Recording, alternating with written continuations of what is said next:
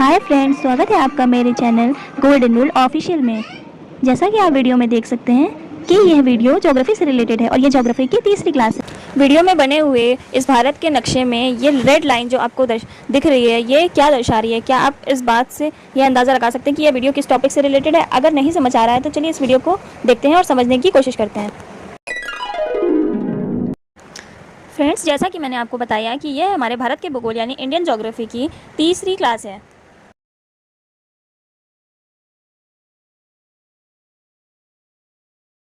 अभी अभी आपने जो थंबनेल देखा था उसमें जो बना मैप है और उसमें जो रेड रेखा आपने देखी थी वो भारतीय मानक समय रेखा को दर्शाती है। भारतीय मानक समय क्या होता है, आज हम इस वीडियो में इस पूरे टॉपिक को अच्छे से समझने वाले हैं। इंडियन ज्योग्राफी की शुरुआत में ही आने वाला यह छोटा सा टॉपिक अक्सर आपकी परीक्षाओं में कई प्रश्नों के साथ पूछा जाता है। तो दोस्तों, जैसा कि आपको पता हो शायद कि भारत की प्रामाणिक मध्याह्न रेखा या फिर भारतीय मानक समय जिसे हम IST भी कहते हैं, इसे 82.5 पूर्वी देशांतर से लिया जाता है। यानी कि जो देशांतर 0 डिग्री होता है उससे 82.5 डिग्री आगे की तरफ से लिया जाता है, यानी कि पूर्वी तरफ से।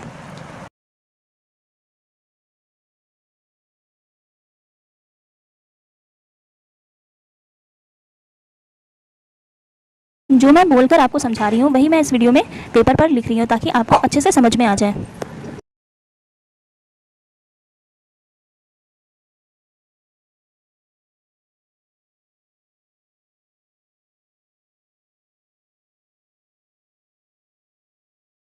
दोस्तों, जिस प्रकार भारत का एक मानक समय रेखा होती है, मानक समय से अर्थ यहाँ पर यह है कि भारत के पूरे राज्यों में, सभी राज्यों में एक मानक समय निर्धारित किया गया है जिसके अनुसार ही सब टाइम देखते हैं।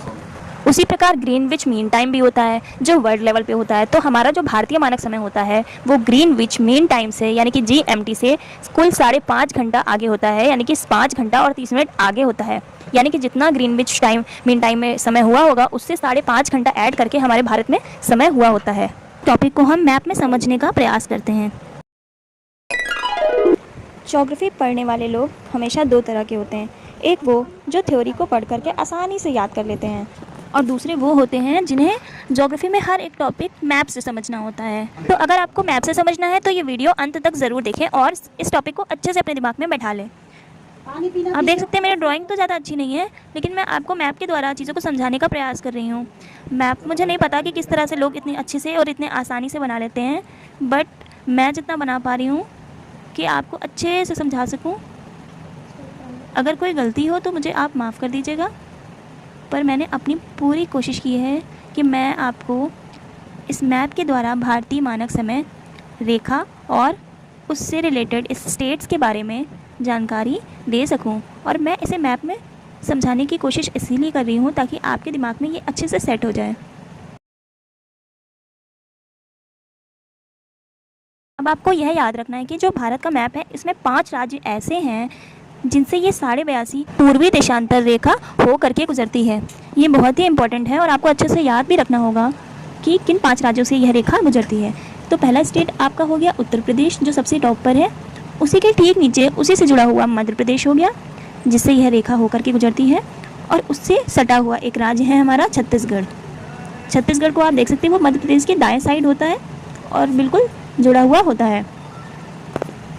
उसके बाद आता है उड़ीसा, जो कि छत्तीसगढ़ से जुड़ा हुआ होता है। छत्तीसगढ़ और उड़ीसा एक दूसरे के अगल बगल स्थित राज्य हैं। और उड़ीसा और छत्तीसगढ़ दोनों से जुड़ा हुआ एक राज्य है आंध्र प्रदेश, जो कि तटीय सीमा भी बनाता है। जी हाँ, उड़ीसा और आंध्र प्रदेश दोनों ही तटीय सीमा बनाते हैं। ये लाइन से राज आप एक बार अपने दिमाग में बैठा लीजिए। और एक रेखा जो होती है वो सीधे तौर पर इन 5 राज्यों से होकर के गुजरती है। इस प्रकार से यह सीधी रेखा ही 82.5 पूर्वी देशांतर को दर्शाती है। जो भारत का मानक समय है वो इसी रेखा पर स्थित समय के द्वारा गिना जाता है।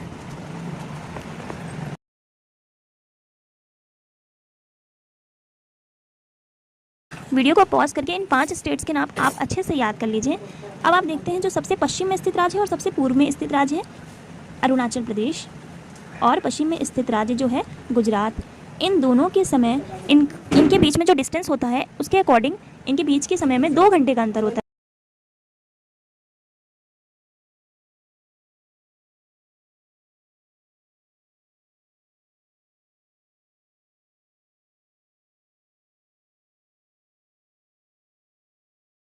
इस टॉपिक से रिलेटेड जितने भी फैक्ट्स थे वो मैंने आपको समझा तो दिए हैं, बट अब जो फैक्ट्स जो आपको लर्न करने हैं वो इस प्रकार हैं।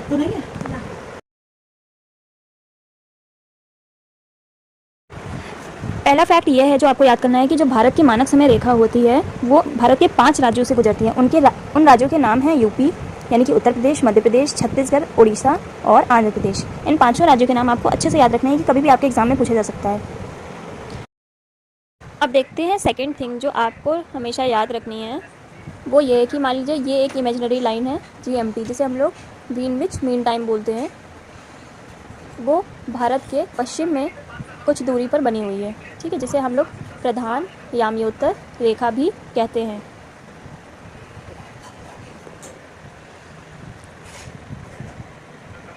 इसे 0 डिग्री भी कहते हैं और इसके पूर्व की तरफ हमारा भारतीय मानक समय रेखा होती है। ये जो आप देख रहे हैं 0 डिग्री रेखा, इसके पूर्व में जाने पर जो टाइम होता है वो 12 घंटे ऐड होता है। 180 डिग्री जाने पर 12 घंटे ऐड होता है और पश्चिम की तरफ 180 डिग्री जाने पर जो टाइम होता है वो 12 घंटे लेस हो जाता है। आई होप फ्रेंड्स आपको समझ में आ गया होगा भारतीय मानक समय या प्रधान याम्योत्तर रेखा क्या होती है। तो पहला फैक्ट तो मैंने बताया कि ये 5 स्टेट से होकर के गुजरती है रेखा। अब आप देखिए कि दूसरा फैक्ट क्या है। दूसरा फैक्ट जो है फ्रेंड्स वो ये है कि IST जो होता है इंडियन स्टैंडर्ड टाइम यानी कि भारतीय मानक समय रेखा, ये जो होता है ये हमारे मैंने GST लिख दिया है, GMT यानी ग्रीनविच मीन टाइम से 5.5 घंटे यानी कि 5 घंटा 30 मिनट आगे के समय को दर्शाता है। मैंने अपने पूरे प्रयास से आपको ये टॉपिक समझाने की कोशिश की है। अब आप इस वीडियो को देखकर, इस पेज को देख कर के आप अच्छे से समझ लीजिए कि यह सब क्या होता है और ज्योग्राफी में एक इम्पॉर्टेंट टॉपिक को तैयार कर लीजिए। वीडियो लास्ट तक देखने के लिए आपका बहुत बहुत धन्यवाद। वीडियो पसंद आई हो तो लाइक कर दें और मेरे चैनल को सब्सक्राइब